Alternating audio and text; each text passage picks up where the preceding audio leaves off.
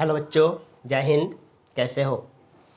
तो आज हम लोग फिर से 11th फिजिक्स में thermodynamics mode of heat transfer में दूसरा mode of heat transfer convection discuss करने वाले हैं। प्रीवियस क्लास में हम लोगों ने डिस्कस करा था कि कंडक्शन से हीट कैसे फ्लो होता है। मोड ऑफ हीट ट्रांसफ़र में हम लोगों ने 3 क्लासेस डिस्कस करे थे। एक कंडक्शन, कन्वेक्शन और रेडिएशन, जिसमें कंडक्शन हम लोगों ने ऑलरेडी पढ़ रखा है, कैसे कंडक्शन में हीट ट्रांसफ़र होता है। थोड़ा सा रिकैप करा दे। कंडक्शन में हीट जनरली सॉलिड से फ्लो करता है, जिसमें उसके मीडियम के कोई एक्चुअल मोशन नहीं होता है। वो थर्मल वाइब्रेशन या लैटिस वाइब्रेशन के थ्रू इनर्जेटिक होकर के एनर्जी ट्रांसफ़र करता है, हीट ट्रांसफ़र करता है। और ये कंडक्शन के थ्रू एकदम स्लोएस्ट हीट फ्लो मेथड है, मतलब इसमें हीट का फ्लो रेट जो है वो बहुत कम है, बहुत स्लो प्रोसेस है। कन्वेक्शन कंडक्शन के थ्रू थोड़ा सा फास्ट प्रोसेस है। क्या है कन्वेक्शन, देखेंगे गौर से।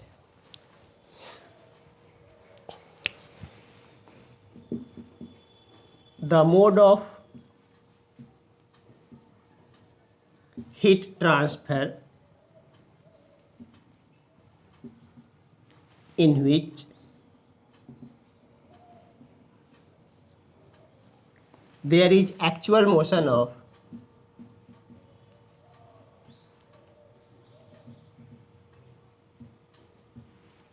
molecule of the medium, molecule of the medium. Convection में जो मीडियम के मोलिक्यूल हैं उसके एक्चुअल मोशन होंगे कुछ हद तक। कन्वेक्शन में तो बिल्कुल भी नहीं हुआ करता था, लेकिन कन्वेक्शन में होगा। It is generally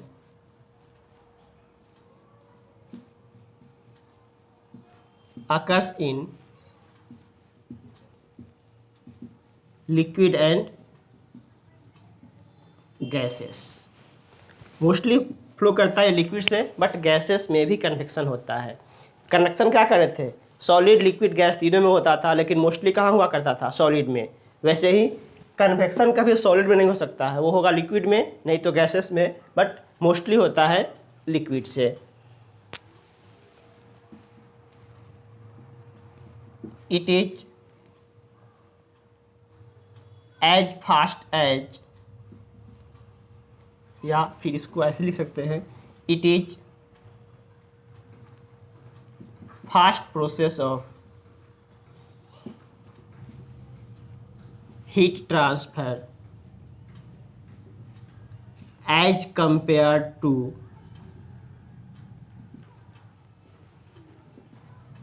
conduction. Conduction के कॉरस्पॉन्डिंग जितना स्पीडली हीट फ्लो होता है, उससे ज़्यादा स्पीडली इसमें हीट फ्लो करेगा। एक्चुअली जो कन्वेक्शन है, कन्वेक्शन दो अलग अलग वर्ड का मिक्सचर है।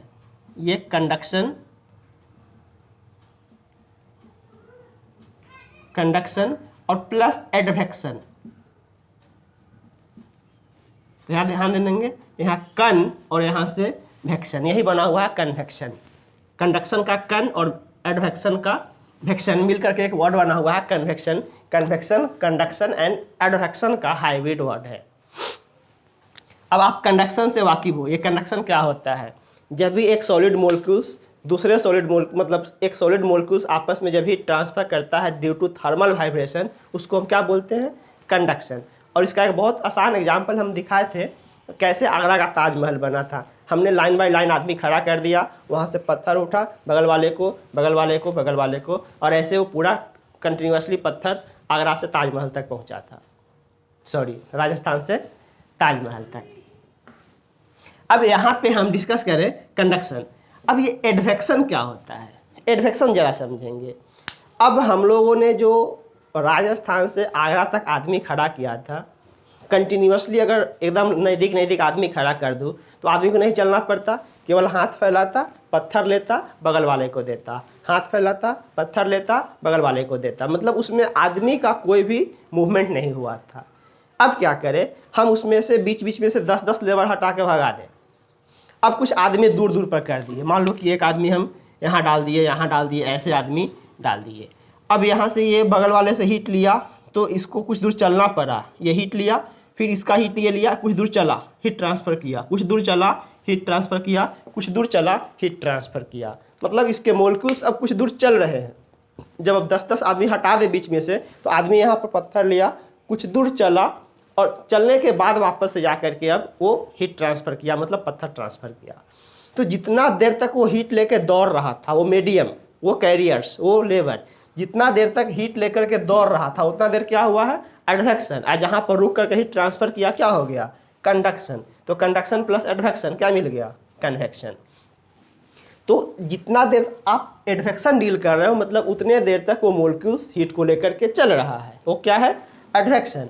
और जहाँ पर रुक करके हीट ट्रांसफ़र किया वो क्या है, conduction. Means conduction plus advection आपके पास क्या आ गया, कन्वेक्शन। मीन्स कन्वेक्शन में मोलिक्यूल्स के एक्चुअल मोशन होंगे, मोलिक्यूल चलेगा, चल करके वो हीट ट्रांसफ़र करेगा। क्लियर। इसके आप एग्जांपल देख सकते हो।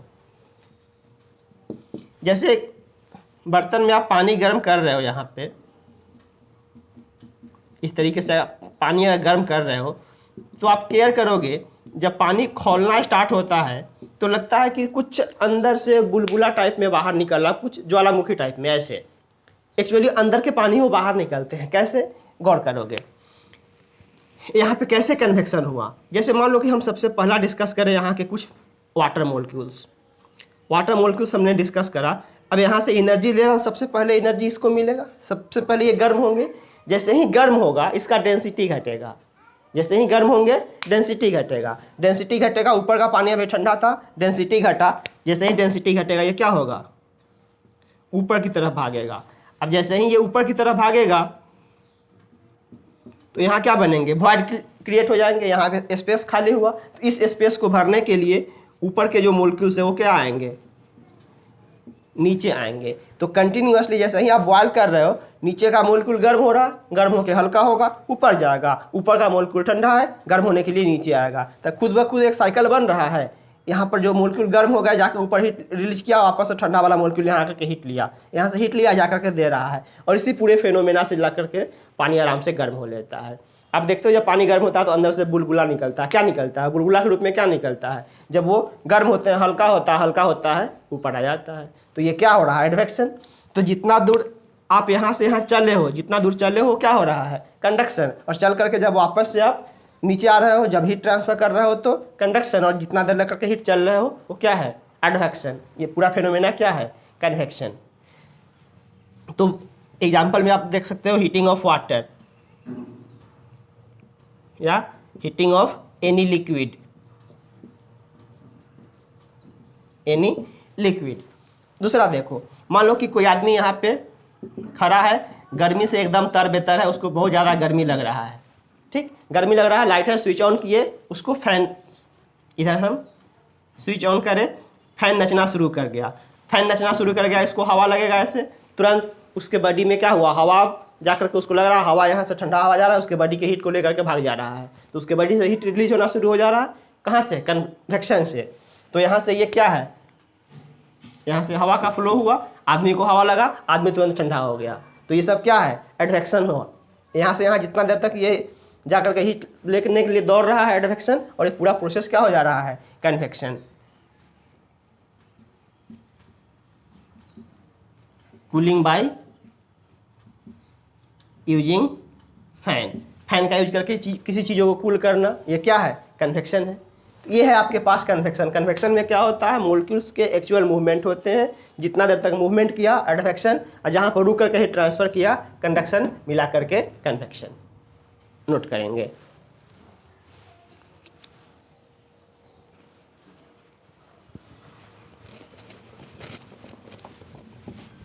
अब देखेंगे type of convection.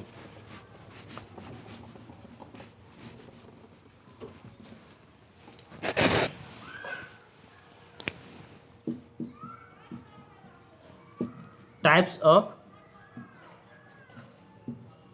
Convection. Convection के दो टाइप है, एक है natural convection, natural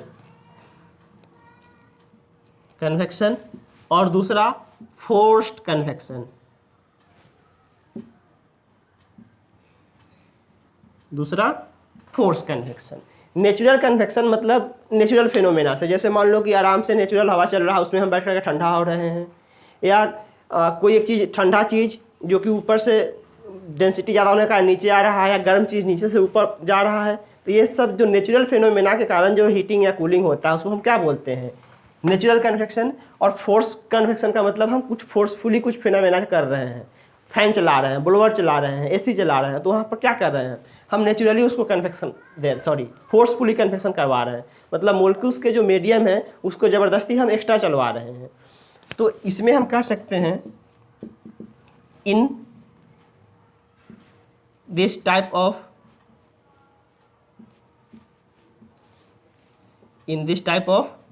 convection, heat is flow due to gravity और density difference। डेंसिटी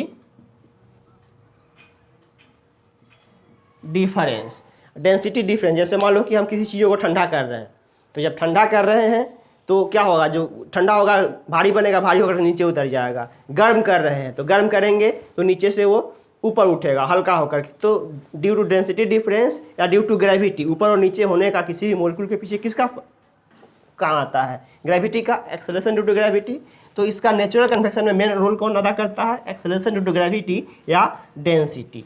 तो ये सब कैसे कन्वेक्शन में आ जाएंगे, नेचुरल कन्वेक्शन। जैसे हम पानी बॉयल कर रहे थे, पानी बॉयल करने वाला कन्वेक्शन कैसा आ जाएगा, natural convection.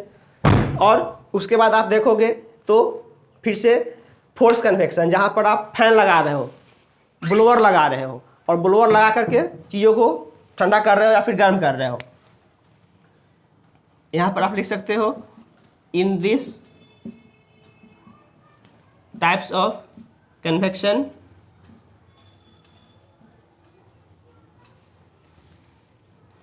molecule of the medium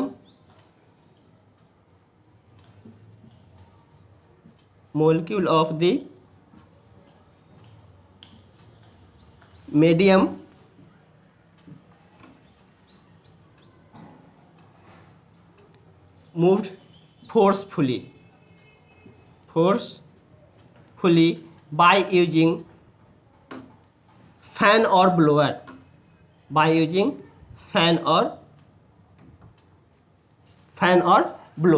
fan या ब्लोअर यूज करके हम क्या कर रहे हैं, यहाँ पर चीज़ों को कन्वेक्शन में डाल रहे हैं। जैसे मान लो यहाँ पर किसी आदमी को वही ठंडा होने का विचार है, इधर से हमने फैन चलाया, फैन नचना शुरू करा और ये आदमी को ठंडा कर दिया। तो हमने क्या किया, एयर के जो मोलिक्यूल्स है वो ऐसे आराम से नेचुरली, ऐसा नहीं है कि हम ठंडा के गर्मी के दिनों में बैठे धूप में से आके तो हम ठंडाएंगे नहीं, ठंडाएंगे लेकिन टाइम लगेगा, धीरे धीरे हम मेरे बॉडी से हीट लूज होगा। लेकिन वही अगर हम फैन ऑन करें, फैन ऑन करने से क्या होगा, वो उसमें जो एयर मोलिक्यूल्स है उसके स्पीड हमने फोर्सफुली बढ़ाया तो वहाँ पे कन्वेक्शन का रेट बढ़ जाएगा, और ऐसे कन्वेक्शन को क्या बोल रहे हैं, फोर्स्ड कन्वेक्शन।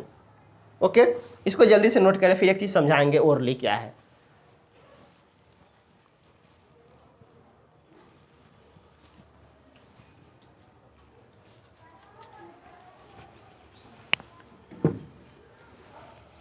चलिए अब आगे बढ़ते हैं।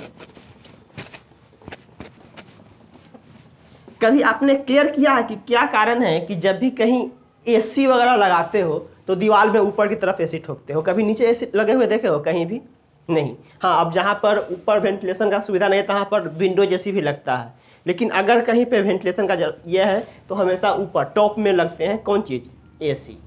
और दूसरा चीज़ देखना, जो भी हीटिंग डिवाइस होता है, चाहे वो आप गैस चूल्हा यूज करो या ये क्या बोलते हैं हीटर यूज करो, तो जो हीटिंग डिवाइस होता है वो नीचे लगा होता है और कूलिंग डिवाइस ऊपर लगा होता है। क्या कारण है, ज़रा गौर से देखोगे, इसको समझोगे, बहुत मज़ा आने वाला है। अब एक चीज़ देखो, जैसे मान लो कि हमें इस पूरे रूम को ठंडा करना है, हम अगर एसी यहाँ पर लगा दिए, हम अगर एसी इस जगह फिट कर दिए, तो जब भी एसी फिट करोगे तो सबसे पहले क्या होगा, यहाँ का एयर मोलिक्यूल है वो ठंडा होगा। जब यहाँ के एयर मोलिक्यूल चिल्ड होंगे, चिल्ड होकर के भारी होगा, वो कहाँ आएगा, नीचे उतरेगा। और यहाँ के जो ये है वो जैसे ये चिल्ड होगा, ठंडा होकर के नीचे आएगा, और यहाँ वाला चीज़ ठंडा होने के लिए ऊपर जाएगा। सही, क्योंकि गर्म चीज़ ऊपर जाएगा, ऊपर से ठंडा होकर के ये जैसे ही ठंडा होगा, चिल्ड होगा, भारी होकर नीचे आ जाएगा। ठीक, अब इस तरीके से अगर एसी को हम ऊपर लगाएंगे तो पूरा रूम आराम से ठंडा हो जाएगा, पूरा रूम आराम से ठंडा हो जाएगा। अगर यही एसी तुम नीचे लगा देते हो, यही एसी मान लो कि हम यहाँ पर फिट कर दिए, तो यहाँ पर फिट कर दिए, यहाँ के मोलिक्यूल्स ठंडा होंगे और ठंडा होकर के और नीचे जम जाएगा, मतलब यहाँ पर पूरा जो एयर मोलिक्यूल्स काफ़ी ज़्यादा चिल्ड हो जाएगा और यहाँ का एयर मोलिक्यूल्स ठंडा होगा ही नहीं, तो पूरा रूम ढंग से मतलब ठंडा हो पाएगा नहीं। वैसे ही आप देखोगे किसी भी रेफ्रिजरेटर में जो रेफ्रिजरेटर लगा होता है, चिलिंग प्लेट जो लगा होता है टॉप में लगा होता है, उसको कभी बॉटम में लगा ही नहीं सकते हो। बॉटम में लगाओगे तो नीचे का चीज़ पूरा पानी जम जाएगा, ऊपर का कुछ चीज़ ठंडा हो ही नहीं पाएगा। यही कारण है कि जितने भी चिलिंग इफेक्ट्स होते हैं वो ऊपर लगाए जाते हैं, चाहे वो एक रेफ्रिजरेटर का तुम देख लो, चिलर प्लेट या फिर एसी, सब टॉप में डाले जाते हैं। वैसे ही अगर हम बात करें हीटिंग इफेक्ट का, अगर हम मान लो कि हम हीटर यहाँ लगा दिए, यहाँ से हम हीट दे रहे हैं तो आराम से यहाँ के मोलिक्यूल पहले गर्म होकर के ऊपर हो जाएगा और ऊपर वाले मोलिक्यूल्स नीचे आएंगे, पूरा परफेक्टली हीटिंग इफेक्ट हो जाएगा। लेकिन वही अगर हीटिंग इफेक्ट हम टॉप से करना शुरू कर दें, मान लो कि हमने यहाँ से हीट देना शुरू किया किसी भी ऑब्जेक्ट में, तो यहाँ से हीट देंगे, यहाँ के एयर मोलिक्यूल्स पहले गर्म होंगे, गर्म होकर और हल्का होगा और ये ऊपर उठना चाहेगा। जब तक ये मोलिक्यूल्स नीचे नहीं आएगा, नीचे के मोलिक्यूल गर्म कर ही नहीं सकता है, और जैसे ही गर्म करोगे हल्का होगा, हल्का होकर और ऊपर उठना चाहेगा, नीचे आइबे नहीं करेगा। तो जब नीचे आएगा नहीं तो हीटिंग इफेक्ट होगा। इसी कारण गांठ बांध करके याद रखोगे कि जो भी कहीं भी अगर आप चिलिंग इफेक्ट वाला सब्सटेंस लगाते हो तो उस सिस्टम में, उस बॉडी में, उस घर में टॉप पे लगाओगे ताकि ठंडा होकर नीचा उतरे और पूरा सिस्टम परफेक्टली ठंडा हो। या जब गर्म करने का कोशिश करोगे तो नीचे से गर्म करोगे, परफेक्टली गर्म होकर के ऊपर जाएगा। गर्म करने वाला चीज़ ऊपर लगा दो और ठंडा करने वाला नीचे, तो सबसे बड़ा मूर्ख तुम ही बनोगे, क्योंकि ऐसे कभी वो परफेक्टली हीटिंग या कूलिंग हो ही नहीं पाएगा। तो यही है आपके पास कन्वेक्शन और कन्वेक्शन से जुड़ा हुआ फेनोमेना। ओके, बाय, फिर मिलते हैं नेक्स्ट क्लास में रेडिएशन के साथ।